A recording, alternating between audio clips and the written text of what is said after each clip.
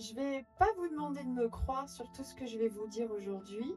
Je vais simplement vous proposer d'ouvrir votre cœur et de sentir et de ressentir si ce que je vous dis vous parle à l'intérieur et non pas avec votre esprit.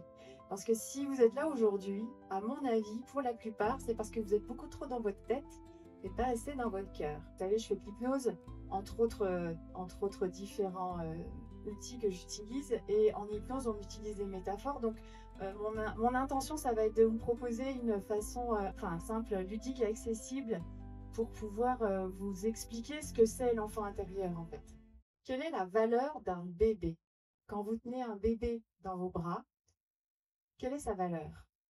Elle est infinie, elle est immense. Et bien évidemment, jamais on ne doute de la valeur d'un bébé. Vous le regardez, il a des grands yeux, on a spontanément envie d'aimer le bébé, on a envie qu'il nous aime aussi, dès qu'il nous, on attire son attention, on veut qu'il nous prenne la main, etc., etc. C'est tout doux, c'est beau, c'est extraordinairement beau et magnifique un bébé. Vous êtes d'accord? Je pense que là-dessus, personne ne va me contredire. Et vous avez tous été bébés. Tous et toutes étaient bébés. Cependant, si vous êtes là en train de m'écouter aujourd'hui, il y a probablement une petite chance que vous doutiez de votre propre valeur. Et pourtant, cette valeur intrinsèque du bébé que vous avez été, fondamentalement, elle est toujours là. Je pense que là-dessus, pareil, vous n'allez pas me contredire. Donc, qu'est-ce qui s'est passé entre ce moment où vous avez été bébé, vous ne posiez même pas la question de votre valeur, puisqu'elle était, par défaut, elle était là, et aujourd'hui, où vous en doutez?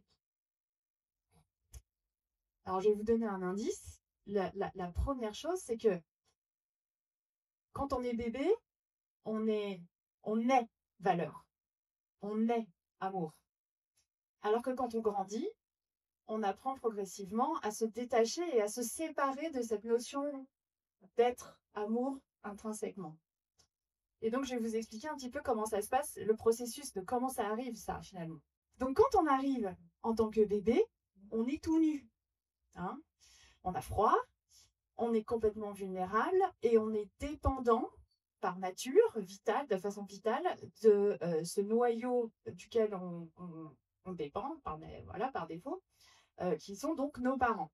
Et donc, on a besoin pour vivre et pour survivre que nos parents, donc nos référents principaux, nous apportent l'amour, la reconnaissance et la protection physique et affective dont on a intrinsèquement besoin. Donc ça, jusqu'ici, tout va bien. Effectivement, si on ne reçoit pas cet amour, on meurt. Et donc, en tant que bébé, on va avoir une faculté, parce que nos ondes cérébrales sont très très lentes, c'est d'ailleurs l'état de fréquence et de rapidité d'onde qu'on va aller chercher dans l'état d'hypnose, c'est celui de plus lent du bébé, qui permet en fait d'intégrer tout un tas d'informations possibles, enfin, incommensurables pendant les 3, 4, 7 premières années de la vie. Et en tout cas, plus on grandit, plus les ondes du cérébral accélèrent. Quand on est très petit, on peut intégrer un maximum d'informations. Et toutes ces informations, évidemment, on va les prendre pour vraies, puisqu'on ne les juge pas, on est bébé, en fait. Hein. Et donc, en tant que mammifère social que nous sommes, donc on a besoin du groupe pour survivre, on va effectivement intégrer toutes ces informations à l'intérieur de nous pour pouvoir faire en sorte que ce groupe auquel on appartient, qui est notre famille, donc notre papa, notre maman, qui sont nos référents principaux, on va faire en sorte d'adhérer et par mimétisme, de les copier et de faire en sorte qu'ils nous reconnaissent en tant que mammifères. Vous voyez, je parle, c'est vraiment, on est dans l'instinct animal, hein, là, vraiment, hein, c'est ce qui se passe. Parce on est des animaux au départ. Et donc ça, c'est vraiment dans notre façon d'être. C'est vraiment ce qu'on appelle, voilà, dans notre instinct animal, dans notre instinct viscéral, c'est complètement inconscient, c'est comme respirer, dormir, etc. Et évidemment, donc on va grandir progressivement au sein de ce groupe, et donc on va apprendre et intégrer de nos référents principaux, à savoir notre papa, notre maman, et éventuellement les grands-parents, les oncles, tantes, enfin vraiment le noyau très très très très proche autour, on va prendre d'eux tout ce qu'ils veulent bien nous donner. Et on les prend pour vrais. Et absolument vrais. OK? Et on va grandir, on va se construire avec ça comme étant la vérité, puisque c'est la vérité dans laquelle on a grandi. Et pour pouvoir être intégré et reconnu de ce groupe dont on dépend d'un point de vue vital, qu'on a nécessairement adopté. Ok? Et on grandit avec ça. Et évidemment, entre 0 et 12 ans, on a une capacité, on a une maturité émotionnelle notre maturité émotionnelle en tant qu'être humain, on l'acquiert vers la vingtaine. On est de plus en plus capable de faire face à un volume d'émotions plus ou moins important. Donc, évidemment, ce qui, moi, adulte de 40, bientôt 4 ans, me paraît complètement une anecdote complètement lambda, quand j'ai 4 ans ou quand j'ai 3 ans, évidemment, je ne vais pas prendre le volume d'émotions si ma maman me regarde pas comme j'ai besoin, ou si elle s'occupe plus de mon petit frère, ou si mon papa a oublié je sais pas quoi. Bref, évidemment, je vais prendre ça de façon émotionnelle comme étant pratiquement un traumatisme. Parce qu'il y a des petits traumatismes et il y en a des plus grands. Mais même, en fait, alors le mot que je vais utiliser n'est pas forcément le bon, mais une forme de négligence, tout simplement parce que papa et maman, ils font pas exprès, hein. Mais parce qu'ils ont autre chose à faire. Une forme de négligence répétée, parce que c'est le tempérament de papa ou maman, va être pris pour l'enfant que je suis à 3 ou 4 ans, peut-être potentiellement comme une blessure, ou en tout cas, moi, je vais le percevoir comme tel. Et ça va créer un traumatisme. Et après, donc ça, c'est vraiment les choses du quotidien courant, c'est sans parler des vrais traumatismes que l'enfant peut avoir subis. Et tout ça, ça va s'imprégner, en fait, dans le cerveau de cet enfant, qui va se construire avec tout ça, et il va croire, et ça c'est vraiment très important, que ça, c'est vrai. Et que ça, c'est comme ça qu'il doit être. Et que c'est comme ça qu'il doit grandir. Et que c'est comme ça la bonne manière d'être, etc., etc. Mais, à l'intérieur de lui, il y a toujours ce bébé qui est toujours là, hein. Il est jamais parti. Il a juste un petit peu évolué. Mais l'essence même de ce bébé, avec ses qualités, avec cette espèce de potentiel, comme une graine va donner un arbre ou une plante ou n'importe quoi. En fait, nous, en tant que bébé, on a la même chose. En fait, on a un potentiel absolu et une valeur immense et infinie. Et donc, ce bébé, avec ses qualités intrinsèques, ce qui est important pour lui, vraiment indépendamment de sa cellule familiale, ça existe toujours à l'intérieur de nous. Et ça n'a jamais disparu. Mais c'est comme si autour, il y avait une espèce de coque, de construction qui s'était construite autour.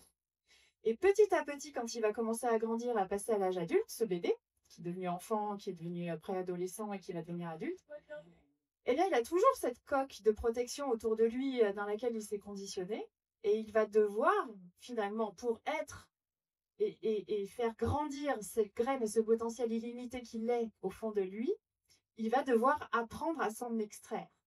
C'est un petit peu comme si, alors si on dézoome, c'est un petit peu comme si pendant l'enfance, on incubait tout un tas de blessures, tout un tas de petites expériences plus ou moins douloureuses qui génèrent des blessures, qu'on avait la charge, finalement, la responsabilité en tant qu'adulte plus tard, de libérer pour pouvoir permettre à cette graine d'être et de véritablement s'exprimer, en fait, et devenir cette plante particulière qu'elle est. Ok. Et donc, toutes finalement, ces configurations, ces charges émotionnelles dont je parlais tout à l'heure, de l'enfant qui a grandi avec les conditionnements de ses parents, etc., ça va créer différentes blessures. Et donc, ces blessures, qu'est-ce que c'est? Donc, on a un enfant qui fait comme il peut, qui a un potentiel immense à l'intérieur de lui, mais en fait, c'est pas ce potentiel intrinsèque qui est reconnu par ses parents, et c'est pas non plus celui que lui va reconnaître fondamentalement, parce que lui, il a besoin d'adhérer au groupe dans lequel il évolue. Donc au début, c'est la cellule familiale, petit à petit, c'est l'école, et après, ça va être comment j'apprends mon métier, et après, ça va être comment je veux, au sein de la société, être reconnue si j'ai pas de métier, etc., etc., etc.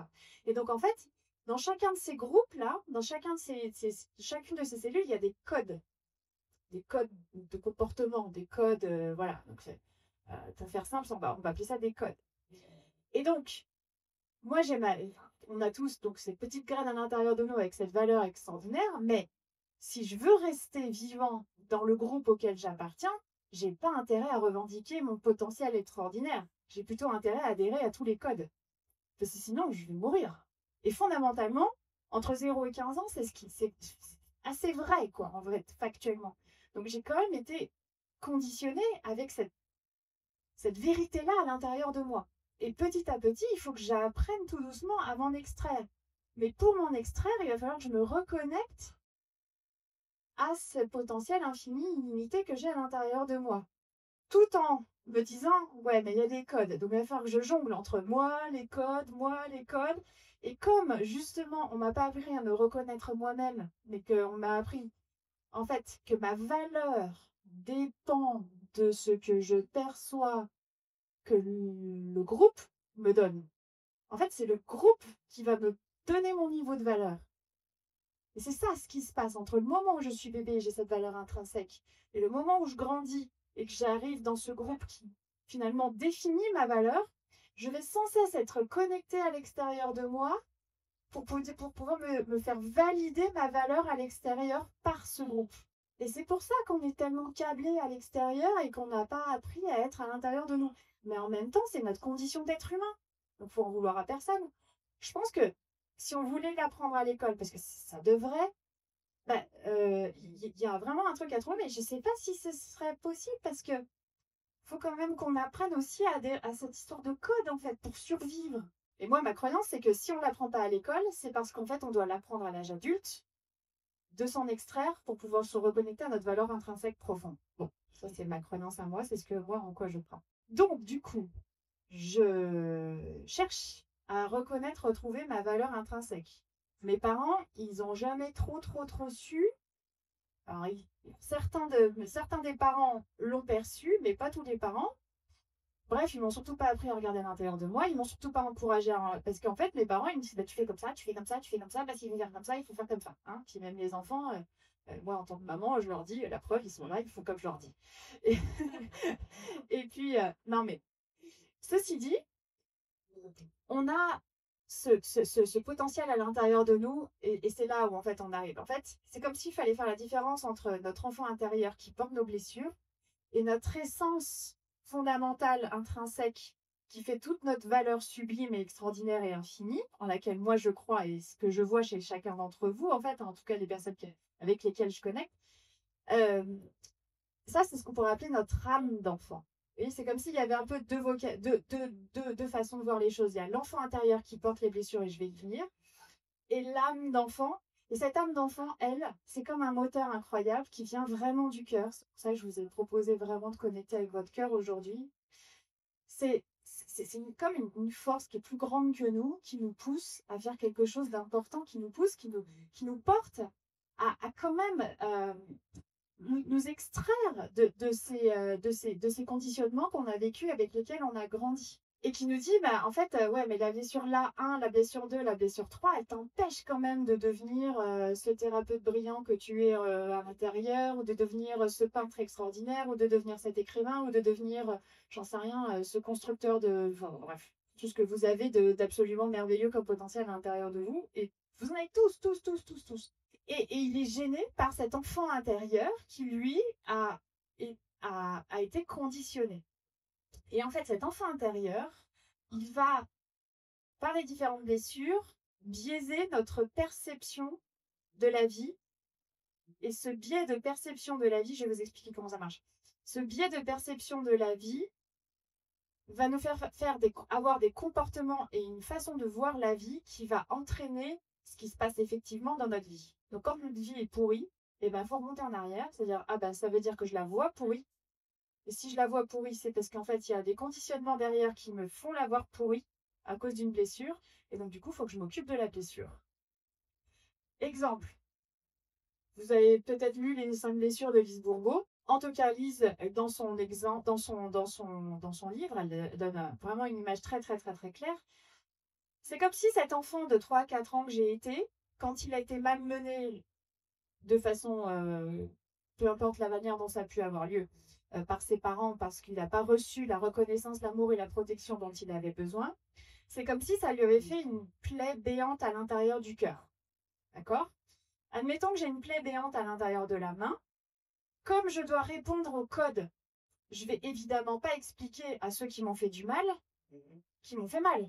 Puisque mon intérêt, mon objectif, c'est qu'ils me gardent dans le groupe. Donc, je vais plutôt adhérer au code et donc mettre une forme de gant sur ma main qui va correspondre à ces codes. Suivez, pour pouvoir rester intégré dans le groupe auquel j'appartiens, quel que soit le groupe. Quand je serre la main à Pierre, à Paul ou à Jacques, ça me fait super mal. Mais j'ai oublié que j'avais la blessure, en fait. Enfin, je m'en suis jamais trop rendu compte. J'étais trop intéressée, j'étais trop occupée à générer ces codes. En fait, à répondre à ces codes, en tout cas, de société. Ou familiaux, ou peu importe. Et donc, du coup, j'ai mis ce gant. Et donc, par contre, je fais tout pour être comme il faut. Il faut. Je fais tout pour être comme il faut. Parce que sinon, je vais pas être intégrée, sinon je vais pas être reconnue, sinon je vais pas être aimée, sinon... En revanche, quand même, Pierre, il me serre la main et ça me fait un mal de chien. Et franchement, Pierre, c'est vraiment un enfoiré. Il a fait ça, il a fait ça, il a fait ça, et c'était terrible. Et j'ai vécu ça, et c'était terrible. Sauf que 3 mois après, il y a Paul qui me serre la main et rebelote. Il me refait mal, un mal de chien. C'est terrible. Dans les relations, je sais pas quoi, ça peut être parce que, enfin bref, au boulot. Et puis après, pareil, Jacques, pareil, il me resserre la main, ça me fait terriblement mal. Sauf qu'en fait, à chaque fois, ce qu'on ne comprend pas, on dit que c'est la vie qui nous fait mal, la vie est dure, etc. Non, c'est pas Pierre, Paul ou Jacques qui m'a fait mal. C'est ma blessure à l'intérieur de la main dont je ne me suis toujours pas occupée. Parce qu'elle était cachée derrière le gant qui correspond à tous ces codes que j'ai adoptés pour pouvoir rester intégrée dans cette société. Et si je ne suis pas intégrée dans cette société, je crois, et ça c'est une croyance erronée, je crois que je ne suis rien si je ne suis pas dans le groupe. Donc tout l'enjeu de guérir son enfant intérieur, c'est pour ça que je vous explique tout ça, parce que c'est super important de comprendre le fondamental du truc, de comment on se construit nous à l'intérieur à travers toutes ces choses-là.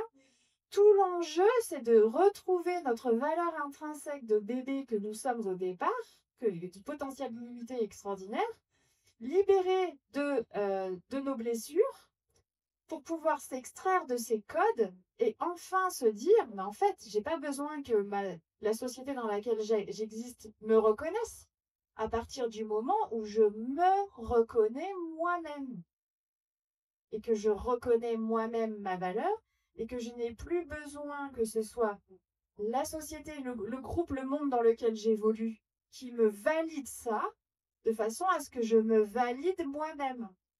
Mais pour ça, il faut que j'apprenne à sortir, à enlever le gant des codes, en tout cas à accepter de ne plus adhérer à ces codes pour pouvoir redevenir moi-même fondamentalement et retrouver mon âme d'enfant. D'un point de vue presque plus spirituel, c'est comme si ces blessures dont on était porteurs tous nous aidaient à grandir quelque part et qui nous façonnaient et qui faisaient de nous des êtres extrêmement particuliers et qui faisaient que cette graine intrinsèque à l'intérieur de nous, cette valeur intrinsèque à l'intérieur de nous, pouvait s'exprimer de cette manière-là et de cette manière-là et de cette manière-là. Parce qu'évidemment, aujourd'hui, je vous parle de l'enfant intérieur, et vous vous doutez bien que mon enfant intérieur, à moi, il a trinqué, et que du coup, c'est parce qu'il a trinqué que je sais vous en parler et vous en parler de cette manière-là. Donc moi, à l'intérieur de moi, j'ai la graine j'ai le potentiel de l'accompagnant. Il se trouve que j'ai fait de l'hypnose, de l'EMDR, du truc, du machin, du bidule. Mais c'est parce que la vie m'a façonné de cette manière-là, avec mes épreuves de vie à moi, que j'ai pu aussi comprendre par l'expérience, parce que nous sommes là surtout. Moi, ma croyance, et là encore, je ne vous demande pas d'y croire, mais de voir si ça résonne à l'intérieur de vous. Moi, ma croyance, c'est que nous sommes des êtres spirituels qui venons faire une expérience physique dans ce corps incarné, et que c'est cette expérience physique dans le corps incarné qui nous permet de vivre et d'expérimenter. Et parce que j'ai vécu, parce que j'ai souffert et parce que j'ai eu un chemin de résilience, je suis capable aujourd'hui devant vous tous de dire, ok, maintenant je suis solide, je peux en parler. Voilà. Et effectivement, ça nous façonne. Mais je ne peux en parler parce qu'il y a 3 ans de ça, j'étais pas capable je faisais déjà ce que je fais, mais j'étais pas capable d'en parler, etc. Mais c'est parce qu'on comprend et qu'on fait ce travail fondamental intérieur de libération des codes et que moi j'ai accepté aussi de ne plus être validée, parce qu'en plus cette validation qu'on attend, elle est absolument subjective. Puisque j'attends de l'autre qu'il valide la manière dont moi peut-être je vais croire qu'il attend que moi je sois. Ben, le truc, il tient pas la route de toute façon. Donc c'est complètement subjectif. Mais tant que j'aurais pas résolu la manière dont j'étais perçue et reconnue par ma propre maman ou mon propre papa parce que j'attendais autre chose alors que j'avais 4 ans. Et donc aujourd'hui, en tant qu'adulte, le truc, il n'a même pas de... C'est complètement subjectif, mais tant que je fais pas la paix avec ça et que je vais pas mettre de l'amour là-dessus, et que je vais pas remettre de l'amour dans la relation que j'avais avec ma maman et dans le remettre de l'amour dans la relation que j'avais avec mon papa, notamment, c'est quand même fondamentalement le principal. Après, il y a d'autres choses sur le transgénérationnel et si on va encore plus loin sur potentiellement des liens karmiques, mais déjà, faire la paix, une vraie paix. Parce que, en tant qu'adulte, moi j'ai plein de gens qui viennent me dire oui, oui, oui, c'est bon, j'ai pardonné à mon papa qui a fait ci, qui a fait ça. Mais en vrai, pas du tout. En vrai, pas du tout, parce qu'il suffit qu'il y ait un événement, vous, émotionnellement, ça ressurgit direct. Alors nous, les femmes, on pleure plus facilement, mais les hommes, ils font je suis solide, je vais tenir, je suis fort. C'est- moi, j'ai de plus en plus d'hommes qui viennent me voir, et effectivement, c'est très très difficile aussi pour eux, quoi. Tout comme nous. Mais bon, nous, on exprime plus facilement. Donc voilà. Et c'est ça aussi qui est super important dans la guérison de l'enfant intérieur, c'est que intellectuellement, on se dit, oui, aujourd'hui, mon père, ma mère a changé. Effectivement, aujourd'hui, il est plus cette personne qui a fait défaut. Il est plus cette personne qui m'a maltraité entre guillemets ou malmené, peu importe. J'ai pardonné.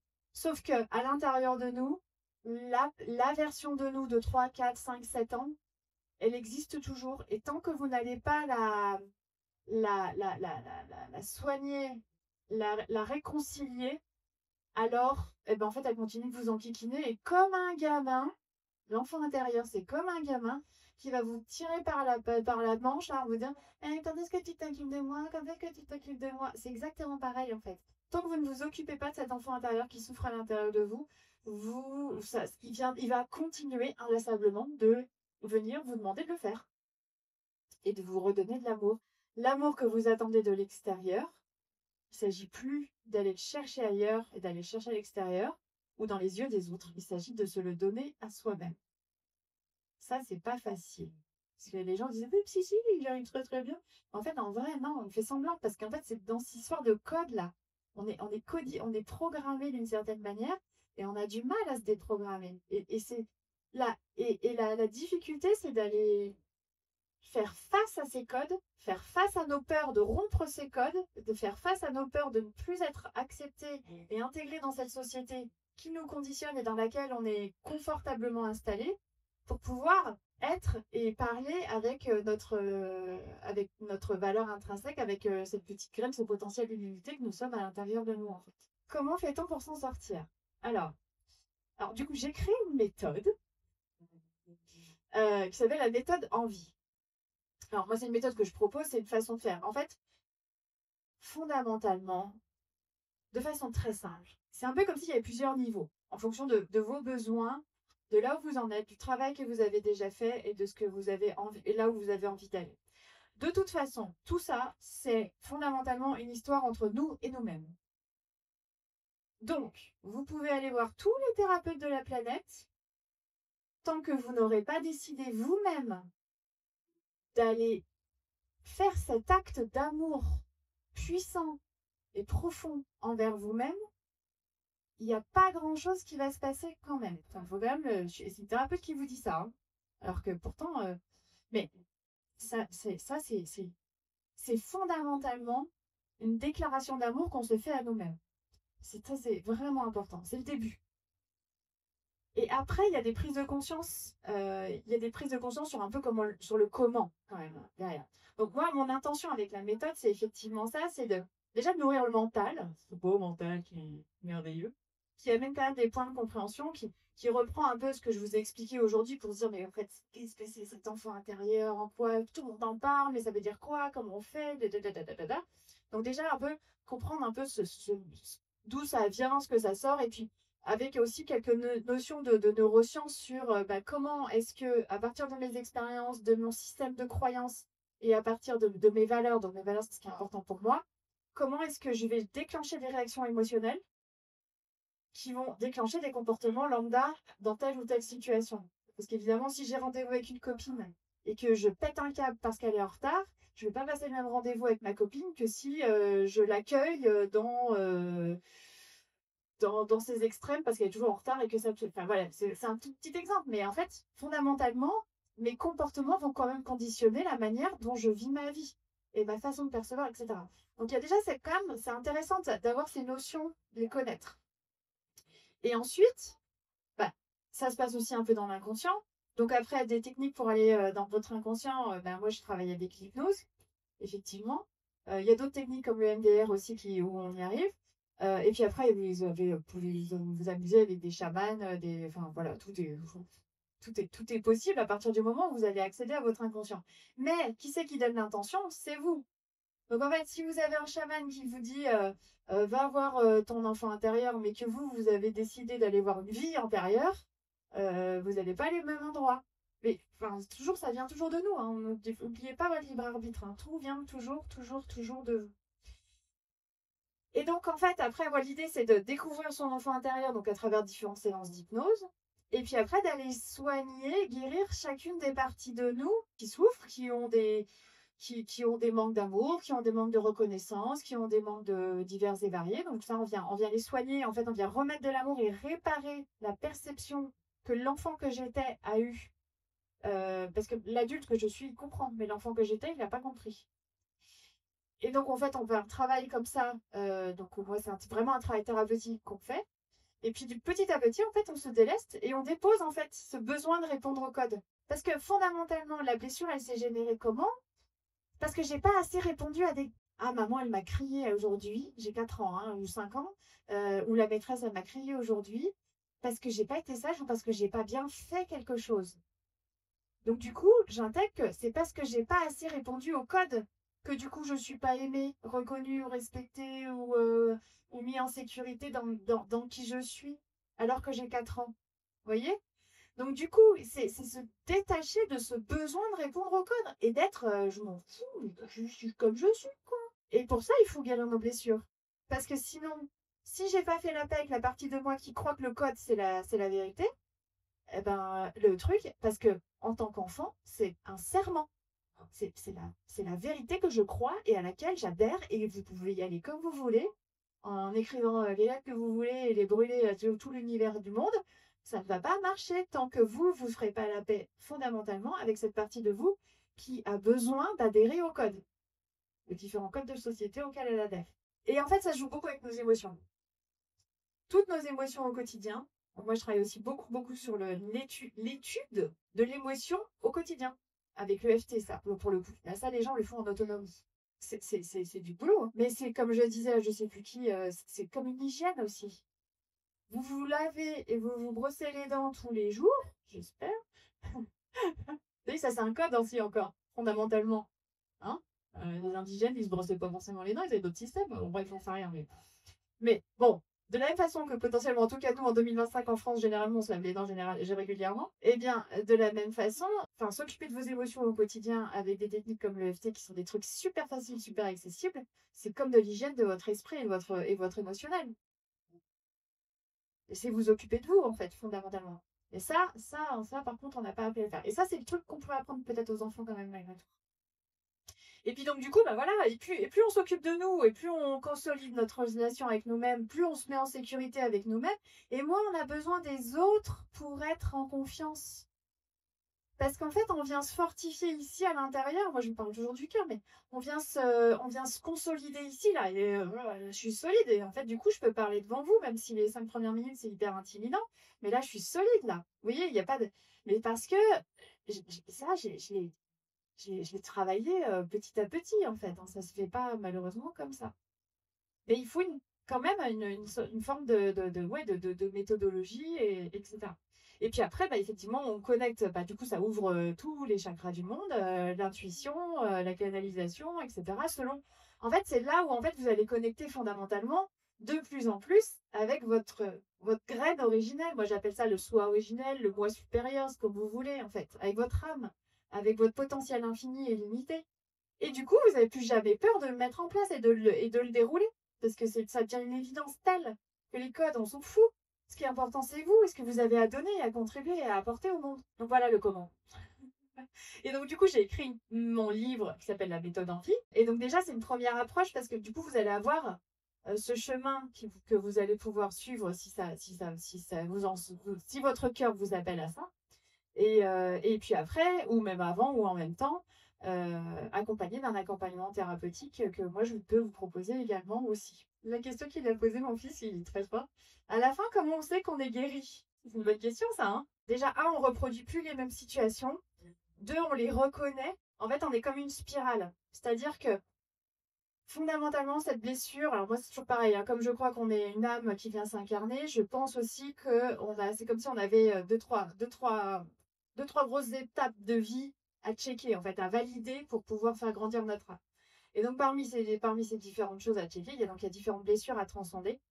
Et donc la vie, c'est comme une spirale montante en fait. Donc la vie va nous présenter encore et encore la même situation ou une situation analogue pour vérifier si on a bien compris la leçon. C'est comme l'exercice de maths, en fait. On va le faire pour avoir compris la leçon. Il faut peut-être avoir fait 25 exercices pour bien intégrer la leçon. Et puis peut-être que 2 ans plus tard, on n'a pas rebossé l'exercice. Bah, du coup, la vie, elle va nous faire, tiens, vas-y, un petit exercice encore. Et là, effectivement, quand on réussit, et en fait, fondamentalement, c'est quand ça devient neutre au niveau émotionnel et qu'on n'est pas challengé, que ça vient pas réactiver la douleur, en fait, finalement, face à une situation qu'on a l'habitude de traverser. Mais régulièrement, la vie vient nous faire une petite pichenette en disant, ah, tiens, et ça, là, t'as compris ou pas? Ouais, ok, c'est bon. Mais en tout cas, si on se refait avoir de nouveau, on va beaucoup plus rapidement percuter, on va beaucoup plus parce qu'on est connecté à nous. Donc en fait, ce qui change tout, c'est qu'en fait, on se fait confiance. Alors qu'avant, on faisait confiance à l'extérieur de nous pour nous sortir de là où on était. Là, ce qui change, c'est qu'en fait, la valeur de référence, ça vient de nous. Donc du coup, même si sur le moment, c'est pas agréable parce qu'en fait, on s'est pris une vague et on est trempé, ben en fait, on sait que de toute façon, on va sécher, on sait comment on va sécher. Et puis s'il faut, on va aller chercher juste un petit coup de main à la bonne personne parce qu'on sait exactement ce qu'on veut, on sait ce dont on a besoin, etc. Et en fait, on se connaît tellement mieux que du coup, on sait qu'on est guéri comme ça. Ça se joue aussi au niveau de notre ressenti émotionnel général par rapport à ce qui s'est passé quand la vie nous repropose un nouvel exercice. Ça répond à tes questions, mon chéri? Merci de l'avoir posé. Votre système, il répond à un équilibre qui est le vôtre. C'est-à-dire que dans l'absolu, si des fois on ressent des blocages, même en thérapie, et qu'on a l'impression qu'on n'avance pas, c'est parce qu'il y a un déclic, il y a un interrupteur qui a toujours une très très bonne raison d'être, qui fait que, en fait, c'est comme si le système se disait, ok, il y a une partie de moi qui veut avancer là, et c'est vrai que ce serait bien, mais par contre, il y a cette autre partie de moi qui croit encore que du coup, je vais sombrer, je vais mourir, un truc vraiment, genre à chaque fois c'est cataclysmique en tout cas, qui fait qu'en fait du coup il déclenche pas Et donc le travail du thérapeute, c'est aussi d'aller vérifier cette peur en fait qui génère le blocage en fait. Vous voyez ce que je veux dire? C'est-à-dire qu'on a toujours une bonne raison de ne pas avancer. Il y a tout notre être qui nous dit là, le cœur il nous dit vas-y, vas-y, vas-y, vas-y. Et en fait, il y a une peur. Ça dépend toujours en quoi c'est un problème en fait. Si c'est un problème pour vous avancer, voilà, on va souvent chercher des réponses à l'extérieur, alors qu'en fait, il faut aussi aller se questionner nous à l'intérieur. En quoi c'est un problème pour moi de ne pas me souvenir de ça ou ça ou ça? Vos blessures, elles s'expriment au moment où elles doivent s'exprimer de façon émotionnelle dans votre quotidien. Donc en fait, c'est de là qu'on part en fait. Et après, au fur et à mesure, on va aller là où vous avez besoin d'aller. C'est pas moi qui vais, c'est vous. Donc en fait, c'est peut-être que c'est pas le bon ordre. Il y a peut-être un détour à faire là pour déverrouiller ça avant d'aller là, sur vos blessures. Vous voyez ce que je veux dire? Et ça, moi, je sais pas, c'est votre inconscient qui sait. Donc ça, il n'y a que dans l'hypnose qu'on peut le savoir. Effectivement, plus on va se connaître nous-mêmes, plus on va avoir de place et de disponibilité pour écouter les autres de la bonne manière. Parce que quand on est perdu dans nos blessures, faut pas se leurrer, on est auto-centré. On est très centré sur nous, en fait, parce que notre blessure, elle prend tellement de place au niveau émotionnel qu'on n'a pas Et c'est pour ça, d'ailleurs, que nos parents nous blessent. C'est parce qu'en fait, eux, ils sont pris dans leurs propres blessures et que du coup, ils n'ont pas la disponibilité, la compétence et le temps et l'espace suffisamment pour eux-mêmes pour pouvoir derrière en offrir de façon qualitative à nous. Nous, on fait pareil avec nos enfants ou même avec nos amis ou avec les gens qui nous entourent et les gens qu'on aime. Quand on commence déjà à comprendre tout ça, d'où l'intérêt quand même de nourrir le mental au départ, de cartographier son esprit, etc. Et de comprendre un petit peu comment ça fonctionne tout ça. Parce qu'en fait, ça nous permet aussi de prendre le recul et se détacher émotionnellement de ce qui se passe à l'extérieur de nous pour pouvoir avoir plus de disponibilité et être moins auto-hyper-centré à travers notre seul filtre de perception que sont nos blessures, pour pouvoir s'ouvrir à l'autre de façon plus neutre et plus généreuse et plus altruiste, tout ça. Parce que c'est vrai que alors, si vous me suivez sur les réseaux, vous avez peut-être dû voir que moi j'ai un credo absolu qui est je suis la personne la plus importante de ma vie, qui peut paraître très très très très égoïste, sauf en vrai, je suis la personne la plus importante de ma vie, ça veut dire derrière, ça veut dire je me détache des codes pour pouvoir du coup me centrer sur ce qui je suis, pour pouvoir m'accorder suffisamment d'importance, de temps et de soins à moi-même pour être en mesure de parler devant 60 personnes un jour et de le faire de façon complètement altruiste, en fait, et de pouvoir donner de façon neutre et détachée sans être auto-centré sur moi. Vous voyez ce que je veux dire? C'est-à-dire qu'en fait, dans notre bouillon là de émotionnel et dans notre marasme, quand on est quand même perdu dans nos blessures, et je sais de quoi je parle, donc je peux, voilà, eh ben on n'est pas disponible à l'autre. C'est pas vrai. On est enfermé dans notre façon de penser et du coup, le fait déjà de prendre conscience de ça et de se dire, ok, donc là, de 4 à 6, là, je suis dans mon marasme. Par contre, à 6 heures, j'arrête. Et à 6 heures, je me décale. Et là, je m'ouvre effectivement et j'essaie de me détacher de ce qui se passe pour moi pour m'ouvrir à l'autre. Et du coup, ça me permet aussi de voir que l'autre, il est complètement dans son marasme aussi en lui disant, eh oh, prends du recul, détache-toi de tout ça. Et c'est aussi apprendre aussi un petit peu le détachement par rapport à notre vie, apprendre le détachement par rapport à ce qui se passe pour nous et pour les autres. Euh, et c'est tout ça. Et tous les secrets sont dans les blessures de notre enfant intérieur dont on doit s'occuper. Donc quand je suis la personne la plus importante de ma vie, ça veut dire que je suis aussi suffisamment présente à moi-même pour écouter mes émotions, pour aller connecter à la partie de moi qui a besoin de dire ou de ressentir ou de vivre quelque chose, m'en occuper pour après avoir bah voilà, la place de s'occuper des autres, fondamentalement. Moi, mon intention, c'est de contribuer au monde. Hein. C'est pas d'être la personne la plus importante de ma vie toute la journée. En fait, c'est chiant au bout d'un moment. Enfin, je m'adore, mais quand même. Voilà. Bon, je plaisante, mais fondamentalement, c'est ça. C'est aimez-vous, en fait. Accordez-vous suffisamment d'importance et de place pour prendre soin de vous suffisamment pour pouvoir après mieux vous occuper des autres. Mais dans un second temps, après. Si je n'ai pas d'eau dans ma cruche, comment vous voulez en donner à l'autre? Comment vous voulez abreuver qui que ce soit? Il y a des chances que peut-être vous êtes présente dans votre qualité de présence. Je ne parle pas du temps de présence, je parle de la qualité de présence à l'instant T. Peut-être que vous êtes qu'à 50% de votre qualité de présence au moment où vous l'êtes parce que vous vous dites il faut que je m'occupe de mes enfants. C'est ce qui est vrai, hein, il faut s'occuper de mes enfants. Mais en fait, peut-être que sur le nombre d'heures par jour dont vous vous occupez de vos enfants, il y a peut-être une demi-heure ou une heure que vous pourriez prendre pour vous et changer cette relation que vous avez à vous-même pour mieux vous occuper d'eux ensuite dans la qualité de présence. Je dis pas qu'il faut diminuer de 50%, tu vois. C'est juste un rééquilibrage en fait. Et ça se situe dans notre ressenti, dans le moment où on fait oh, là, j'en peux plus, en fait, il me saoule, j'en peux plus, j'en peux plus, j'en peux plus. Stop, j'arrête, je vais m'isoler, plutôt que de rester dans le bouillon en fait. Et c'est de se dire, ouais, mais en fait, là, il faut que je m'occupe de moi à ce moment-là précis. Ou en tout cas que je prenne dans 2 heures, surtout là où, en fait, j'en sais rien. Peut-être que vous avez prévu quelque chose pour quelqu'un d'autre. À ce moment-là, sinon, c'est faire le choix de se dire non. En fait, là, ce moment-là, je choisis consciemment de le prendre pour moi, pour pouvoir, demain et après-demain, être mieux présente à l'autre.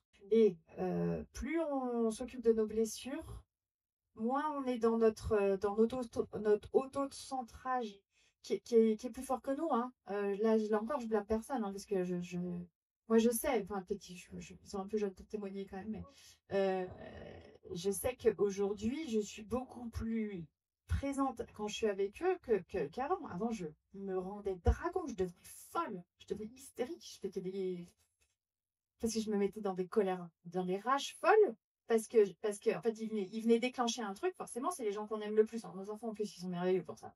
Et c'est les personnes qui en aiment le plus qui nous font déclencher des trucs les pires chez nous.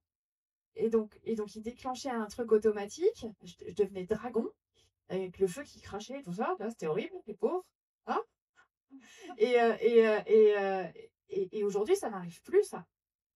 Parce que, en fait, à force de déblayer Vous voyez, en fait, ça me pète plus des colères comme avant. On confond l'attachement et l'amour. Ça, c'est hyper important. Dans notre histoire d'adhérer au groupe, on est attaché à ce que l'autre nous aime. On va être attaché à l'autre tout court, en fait, parce que on croit inconsciemment que c'est l'autre qui nous valide dans notre être-té. Je suis parce que l'autre me voit.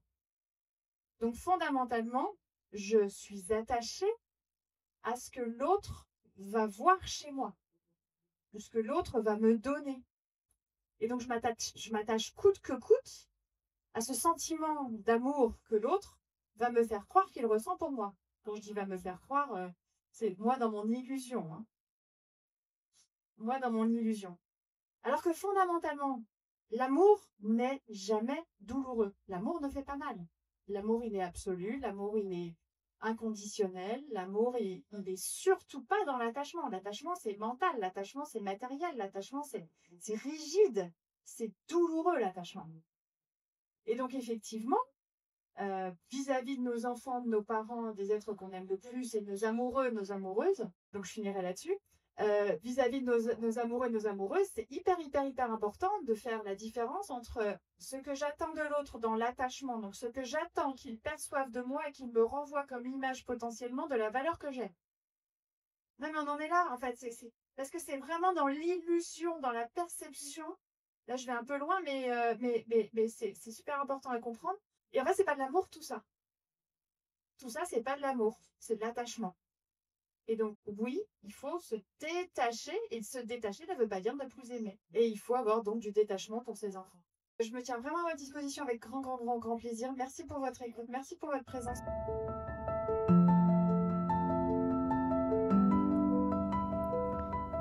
Merci pour votre écoute et pour vos partages. Ce podcast est pour vous. N'hésitez pas à me préciser dans les commentaires s'il y a des points à approfondir pour un prochain podcast ou un autre sujet que vous aimeriez que j'aborde pour vous. Retrouvez toutes les informations pour me contacter ou commander mon livre Envie dans la description. À très bientôt.